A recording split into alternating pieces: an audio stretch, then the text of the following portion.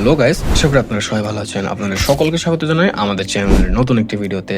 তো আজকের ভিডিওটা আমি দেখাবো টিকটক কয়েন পারচেস হিস্টোরি কিভাবে দেখবেন। আপনি কয়েন কিনেছেন কিন্তু ঠিক কতটুকু, কোন তারিখে, কত টাকা খরচ হয়েছে এসব জানতে চান, তাহলে ভিডিওটা শেষ পর্যন্ত দেখুন। চলুন তাহলে শুরু করা যাক। তো সেই কয়েন দেখার জন্য সর্বপ্রথমে আমাদের যে কয়েনের হিস্টোরি বা পারচেস হিস্টোরি বা ট্রানজাকশন হিস্টোরি দেখার জন্য সর্বপ্রথমে আমাদের টিকটক অ্যাপে প্রবেশ করতে হবে।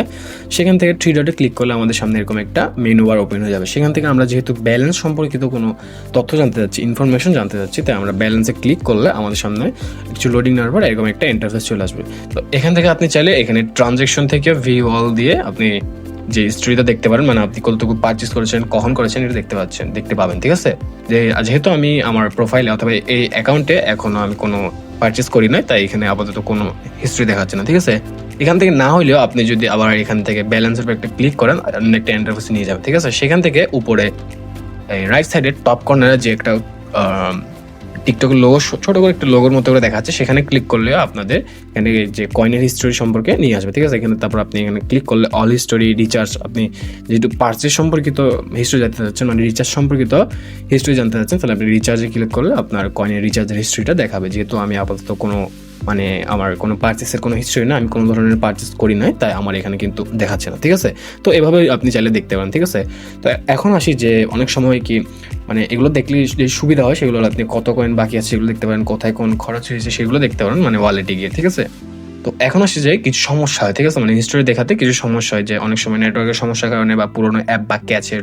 ইস্যুর কারণে বা হিস্টোরি শো নাও করতে পারে। ঠিক আছে, অ্যাপ আপডেটেড না থাকলে। তো এগুলো সলভ করার জন্য আপনি কি করতে পারেন, আপনি চাইলে অ্যাপটাকে একবার আপডেট দিয়ে নিতে পারেন, অথবা আপডেট দেওয়ার পরেও যদি সলভ না হয় আপনি একবার ইনস্টল করে আবার আপনার অ্যাকাউন্টটা লগ ইন করে নিতে পারেন। ঠিক আছে, এরপর যদি সলভ না হয় আপনি তারপর করতে পারেন কি, আপনার অ্যাপটা একবার ক্লিয়ার ক্যাচ মেরে দেখতে পারেন। ক্লিয়ার ডাটা মারবেন না, এরকম হলে কিন্তু আপনার ড্রাফটগুলো চলে যাবে। ঠিক আছে, ড্রাফটগুলো চলে যাবে। আচ্ছা হ্যাঁ, আবার অ্যাপটা যে ইনস্টল করার সময় একটা মাথা রাখতে হবে, আপনি ড্রাফট যদি কোনো সেভ করা থাকে সেটা কিন্তু চলে যাবে। তাই সেটা করবেন কি, একটা এক্সট্রা টিপস দিয়ে নিই, সেটা করবেন কি, আপনি এটা অনলি মি বা প্রাইভেট করে আপাতত পোস্ট করে রেখে দেন। সেটা হারাবেও না, ড্রাফট আকারেই থেকে যাবে, কিন্তু পোস্ট আকারে। ঠিক আছে, কেউ দেখতে পারবে।